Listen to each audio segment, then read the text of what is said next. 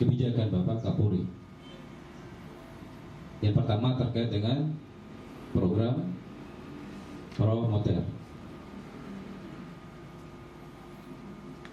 Sebelum saya akan sampaikan, saya yakin Pak Kapolsek ini sudah meneruskan dan menyampaikan apa itu promoter. Karena ini sudah suatu keharusan yang kita ketahui dan wajib kita laksanakan di lapangan.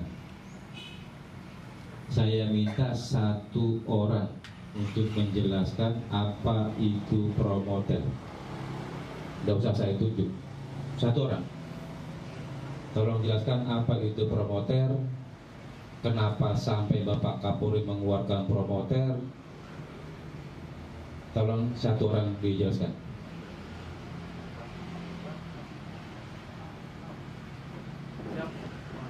Monggo, silakan. Promoter adalah program prioritas Bapak Kapolri, di mana penekanannya adalah profesional, modern, dan terpadu, di mana di dalamnya terdapat 11 komitmen dari Bapak Kapolri tadi promoter apa? Profesional, modern, dan terpadu, terpercaya, berizin, dan di mana di dalamnya terdapat 11 komitmen kerja dari Bapak Kapolri tentang perbaikan, termasuk layanan publik, menciptakan polisi humanis, manajemen media, dan juga meningkatkan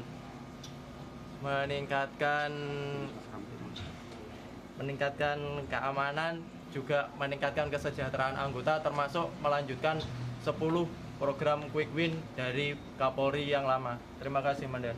Berapa quick win? 10. 8. Mohon izin, quick win termasuk program nomor 11 dari komitmen Quick win promoter. berapa kegiatan quick win? 8. Ya. Baik rekan-rekan sekalian.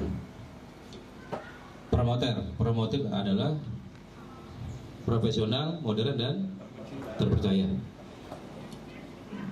Commander Ruiz itu harapan Bapak Kapolri bahwa Polri ke depan akan semakin profesional, akan semakin modern, dan akan semakin dipercaya oleh masyarakat. Itu inti Commander Ruiz, inti dari harapan Bapak Kapolri.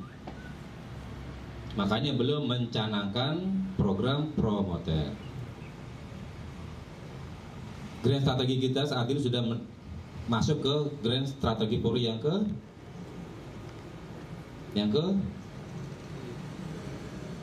Tema Strike for Excellence. yang ke berapa?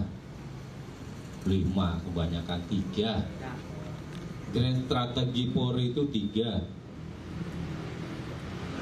Yang pertama adalah trust, yang kedua, Partnership building, yang ketiga, Strike for Excellence. ya. Namun demikian, sekalipun saat ini sudah memasuki tahap grand strategi Polri yang ketiga, strive for excellence, menuju ke keunggulan, menuju ke kemenangan, menuju ke kesempurnaan. Namun Bapak Kapolri masih melihat bahwa trust, public trust yang seharusnya sudah terbentuk dan meningkat di era grand strategi yang pertama itu ternyata masih belum mencapai yang diharapkan. Artinya bahwa tingkat kepercayaan masyarakat kita terhadap Polri ini masih rendah. Kenapa sampai rendah? Bapak Kapolri melihat ada 2 faktor kenapa tingkat kepercayaan publik terhadap kita ini masih rendah. Yang pertama yaitu kultur, bahwa kultur di kita dan masih terasa di kita, di beberapa personil kita, di beberapa kesatuan kita. Bahkan kemarin terjadi contoh satu kasus di Bali, baru kemarin diserah terimakan juga. budaya koruptif,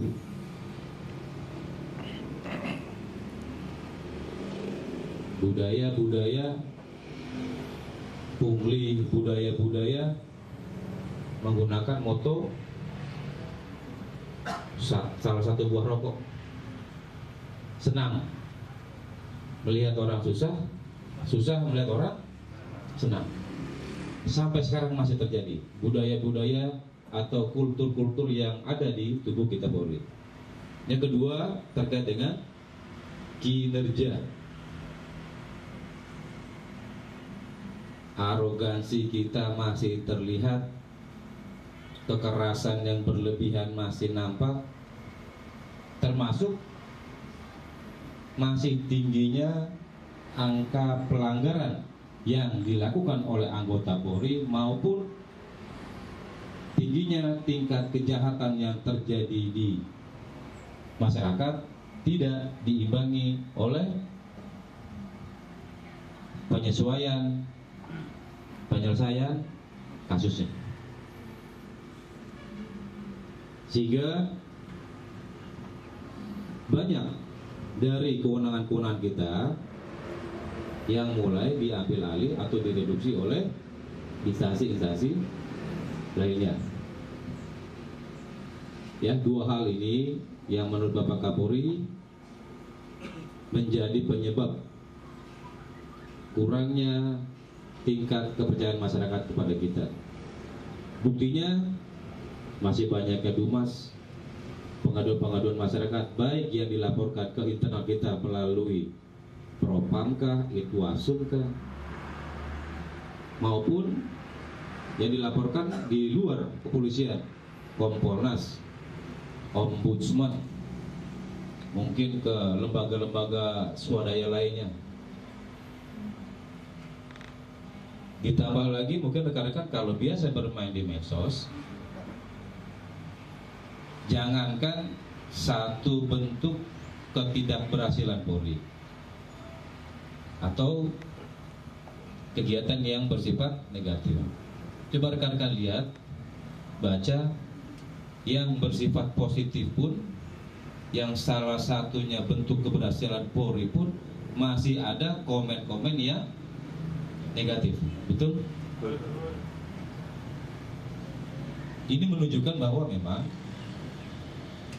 masih rendahnya tingkat kepercayaan Polri kepada kita Polri. Bapak Kapolri sudah menyampaikan langkah-langkah, tentunya ada 5 langkah yang menjadi komendarius Bapak Kapolri dalam rangka meningkatkan kepercayaan publik. Yang tadi sudah disebutkan itu reformasi kultural, kemudian peningkatan pelayanan publik, peningkatan profesionalisme dalam penegakan hukum, peningkatan stabilitas keamanan dan manajemen media.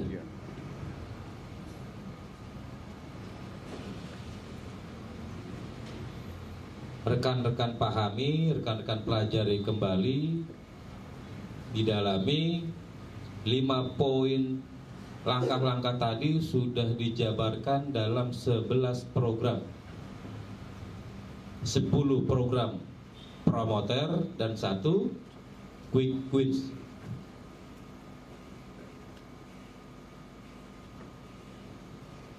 Rekan-rekan sekalian, bahwa kegiatan promoter ini adalah kegiatan yang sebetulnya sudah kita laksanakan, bukan barang yang baru, bukan.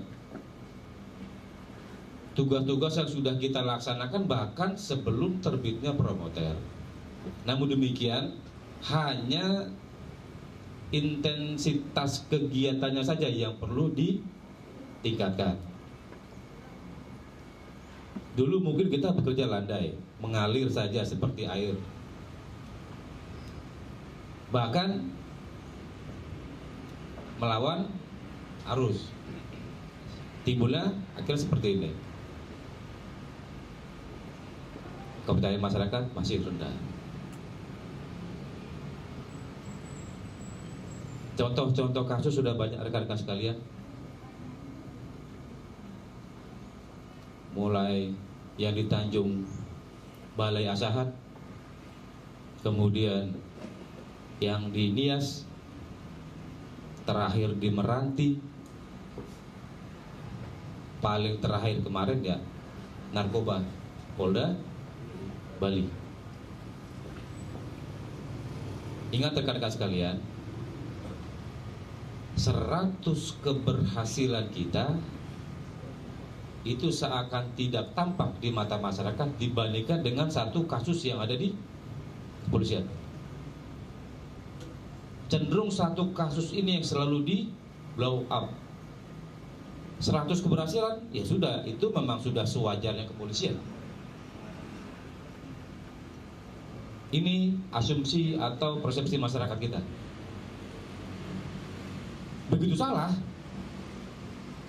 Mungkin hampir semua media itu mencari pemberitaan, karena memang Polri ini sudah saat ini stratanya sudah sama dengan selebritis. Rekan-rekan bisa lihat di media berapa banyak pemberitaan yang berisi tentang kepolisian. Banyak sekali. Tidak usah jauh-jauh. Fit and proper test Kapolri. Pernah nggak serame Kapolri pada saat fit and proper test dengan Panglima TNI? Jelas pasti akan rame Kapolri. Karena ini barang yang laris manis dijual. Kenapa? Karena tugas-tugas kepolisian ini sangat bersentuhan sekali dengan masyarakat. Tolong rekan-rekan sebutkan apa tugas kepolisian yang tidak bersentuhan dengan masyarakat. Tidak ada. Berbicara tugas pokok kita, Harkam Tipmas ya sudah pasti ke masyarakat. Lindungi, mengayomi, melayani ya sudah pasti ke masyarakat. Sama dengan terakhir, penegakan hukum, ya pasti ke masyarakat. Semua tugas kepolisian selalu bersentuhan dengan masyarakat. Dan ingat rekan-rekan sekalian, bahwa saat ini masyarakat mempunyai kekuatan terbesar di negeri ini.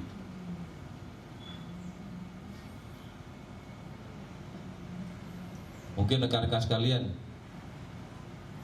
yang era-era zaman dulu, saya pun termasuk produk-produk polisi zaman dulu, kita masih bisa merasakan bagaimana kita hidup di zaman dulu dengan hidup di zaman sekarang.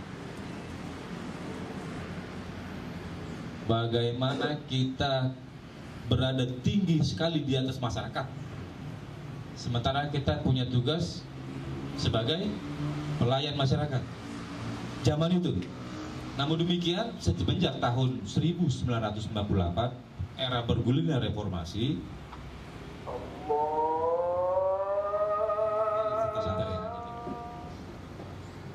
reformasi pada tahun 1998 tersebut tentunya pasti akan membawa dampak terutama kepada kepolisian sendiri. Yang tampak paling nyata setelah reformasi apa? Perubahan apa yang paling tampak paling nyata yang ada di kepolisian ini? Siapa yang tahu?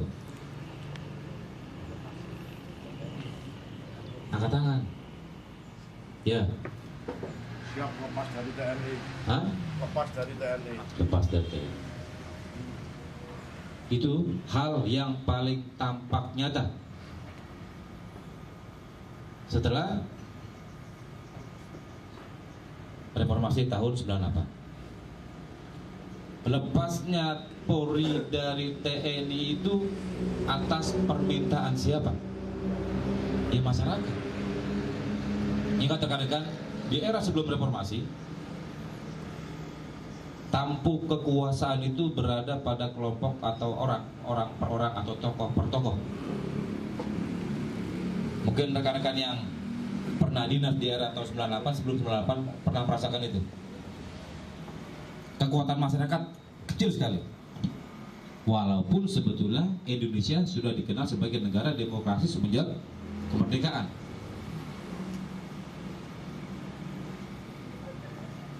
Perubahan struktur kepolisian yang lepas dari TNI atas desakan masyarakat, ini membuktikan bahwa memang kekuatan masyarakat hingga dengan sampai saat ini adalah kekuatan yang paling besar di negeri kita. Saya katakan tadi, peningkatan kepercayaan publik ini sangat penting. Karena seluruh objek daripada pekerjaan kita, tugas pokok kita adalah masyarakat. Bayangkan kalau kita bekerja tidak mendapatkan dukungan dari masyarakat, sementara masyarakat adalah kekuatan paling besar di negara kita. Apa yang terjadi? Ya kita pasti salah terus. Yang tadi saya katakan tadi, kita berbuat baik pun dianggap salah, apalagi kita berbuat salah. Sekarang situasinya seperti ini. Peran media sosial kuat sekali. Kalau koran kita sekarang ini mungkin hanya sekitar lokal-lokal kecil saja. Kalaupun hebat hanya tingkat nasional. Bayangkan media online, begitu upload masuk, siapa yang bisa mendung untuk tidak membaca? Dari ujung dunia barat sampai ujung dunia selatan tuh pasti baca. Sedikit banyak situasi kondisi wilayah yang ada di Indonesia, termasuk sedikit rahasia negara Indonesia, sudah mulai terpublish ke luar. Rekan-rekan bisa melihat bagaimana banyaknya sekarang peran dunia luar kepada kita.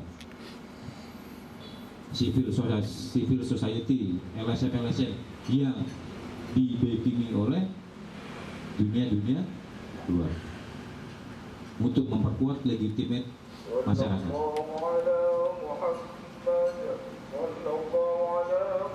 Ini rekan-rekan sekalian, pengaruh-pengaruh perubahan baik yang berskala internasional maupun skala nasional yang tadinya berpengaruh terhadap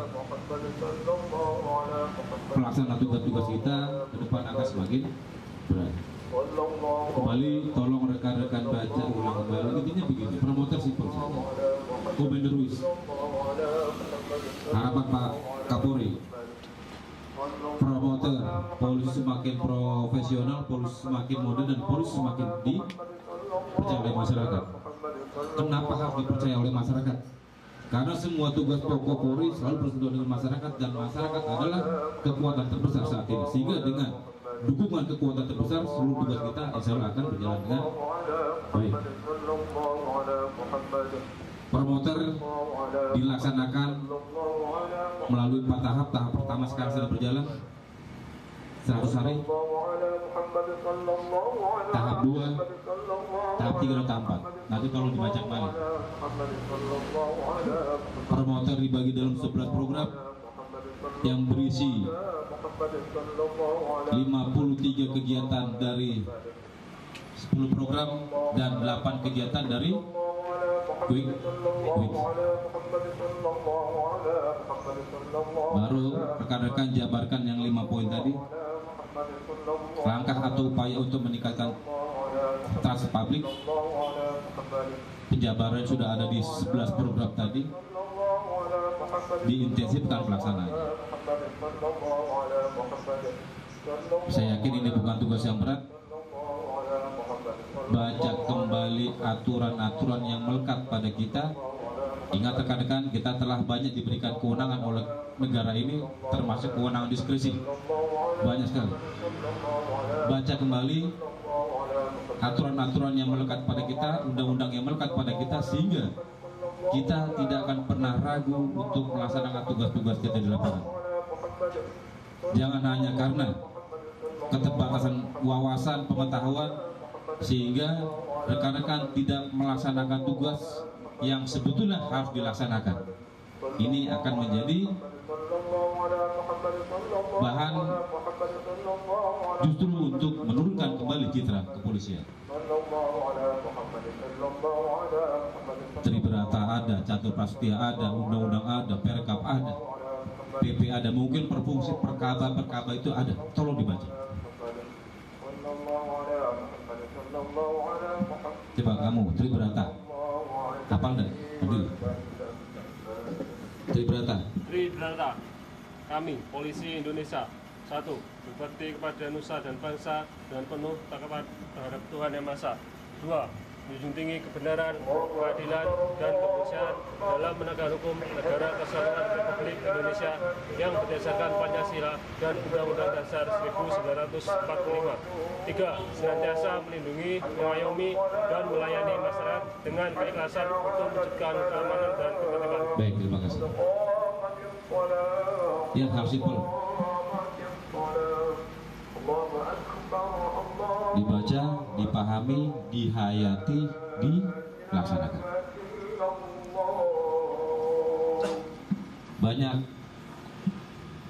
kita kalau lagi guyon-guyon ini, Polri ini ya nanti katanya gitu kan, ya bisa banyak menghuni di surga, banyak menghuni di neraka. Tergantung kita mau bawanya kemana.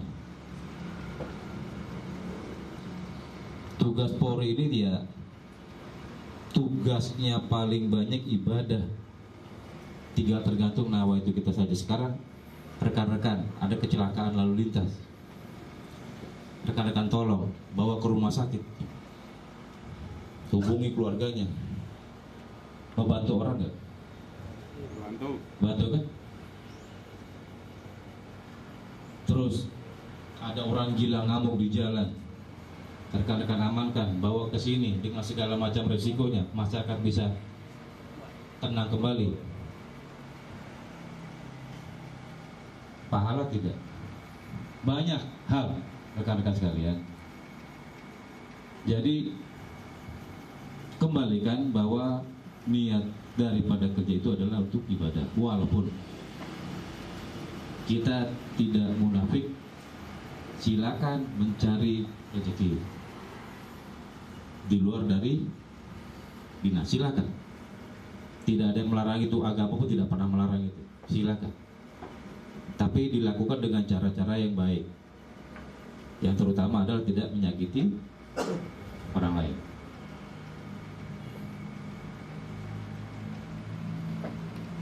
Ini rekan-rekan yang perlu sampaikan terkait dengan Komandan Wis.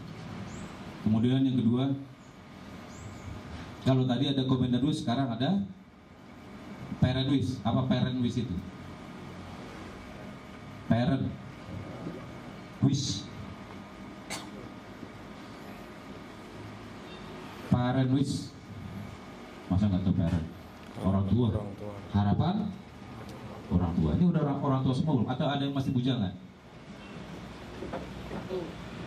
Nah, ya nanti kan calon orang tua juga, saya doakan cepat menikah. Atau nggak punya niat menikah, mana yang bujangan? Siap, Dan. Hah? Siap. Nah, punya niat menikah nggak? Ya, punya, Dan. Dengan siapa, laki-laki atau perempuan? Ya, Ini masih perempuan. Ya, kita sekalian begitu daftar polisi dulu selalu ditanya apa maksud dan tujuan daftar polisi, kan begitu kan? Saya yakin pertanyaan itu ada sampai sekarang. Yang pertama adalah untuk mencari pekerjaan atau mencari nafkah yang layak atau mencari penghasilan yang layak lah. Yang kedua adalah berbakti kepada nusa dan bangsa. Yang ketiga,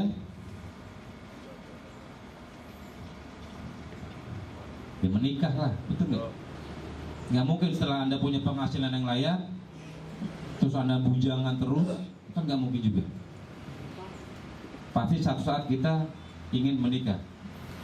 Dengan menikah, yang pertama kita mengurangi dosa, bukan menghilangkan ya, mengurangi, paham ya? Mengurangi dosa. Yang kedua, mencari keturunan. Kenapa rekan-rekan ingin punya keturunan? Ada yang bisa jelaskan? Ada yang nikah tidak punya keturunan? Ada? Ada nggak? Saya mau nikah, nggak mau punya anak lah. Ada nggak? Tidak ada. pasti semuanya ingin punya keturunan. Artinya begini rekan-rekan sekalian, bahwa keluarga sangat menunjang pelaksanaan tugas-tugas kita. Saya pribadi dulu tidak punya apa-apa sebelum nikah, tapi begitu nikah, ya kok bisa punya ini, bisa punya itu. Karena dengan menikah, dengan berkeluarga, tanggung jawab kita pasti akan bertambah. Dengan bertambah, kita akan semakin giat untuk bekerja. Dengan harapan, mudah-mudahan kita mendapatkan sesuatu hal yang baik dengan giat bekerja. Istri itu jangan disia-siakan, karena tingkat keegoisan kita laki-laki lebih tinggi dibandingkan perempuan. Gak usah dijawab. Gak usah jawab. Karena yang saya tanya ini adalah laki-laki. Kalau perempuan dia pasti akan jawab. Ya, tingkat keegoisan kita laki-laki lebih tinggi dibandingkan perempuan.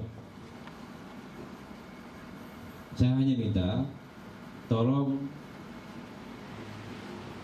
dijaga keluarga, terutama anak. Anak itu adalah aset kita. Anak itu adalah penerus kita. Berbicara agama, ya anak itu adalah titipan Tuhan. Tuhan menitipkan anak kepada kita untuk dijaga, bukan untuk dirusak. Berikan bekal ilmu, berikan bekal pendidikan, berikan kasih sayang. Istri jangan disia-siakan. Kalau boleh saya cerita kembali ke belakang, bapak saya hanya tamtama. Ya, ini pangkat bribtu itu sudah tinggi sekali, lebih tinggi daripada pangkat bapak saya. Bapak saya cuma 1, 2, 3 apa itu prakak? Iya prakak. Kopka. Dari mulai apa nih yang apa saya nggak tahu namanya pangkatnya itu, lupa saya. Ya. Cuma saya sampaikan sama bapak saya. Saya melihat pangkat bapak adalah pangkat terindah buat saya. Karena apa? Dengan pangkat bapak itulah bisa menjadikan saya seperti ini. Ya, tolong hargai pangkat yang sudah Anda miliki. Hargai dan syukuri apa yang telah Tuhan berikan sampai dengan saat ini. Boleh kita memiliki cita-cita yang tinggi, tidak itu harus.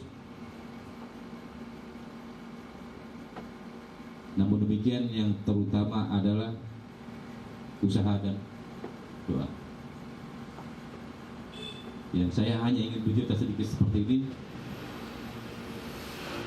karena bagi Tuhan tidak ada hal yang tidak mungkin, dan Tuhan menjadikan saya seperti ini karena mungkin ada kebaikan yang orang tua saya berikan atau lakukan di era-era sebelumnya. Saya tidak pernah tahu. Hanya kopral, kebanggaannya hanya piagam perang saja di tembok rumah itu.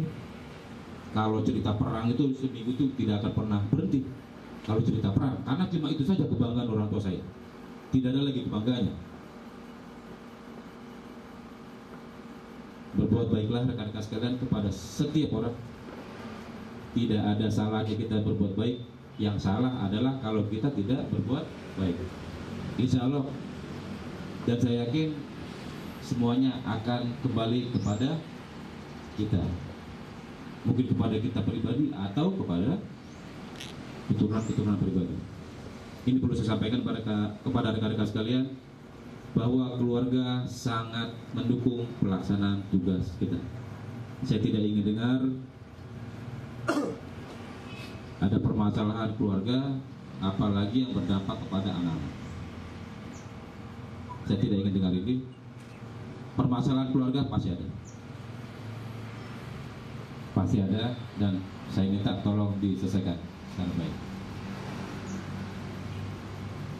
Saya rasa jadi saja yang perlu saya sampaikan. Selanjutnya saya ingin mengucapkan terima kasih atas segala loyalitas, dedikasi rekan-rekan sekalian. Wilayah hukum kita, khususnya Polsek Semenin, masih aman dan kondusif. Tolong dipertahankan, jaga soliditas kekompakan, jangan mengeksklusifkan diri karena fungsi saya fungsi ini, fungsi saya fungsi ini. Saya tidak ingin dengar itu.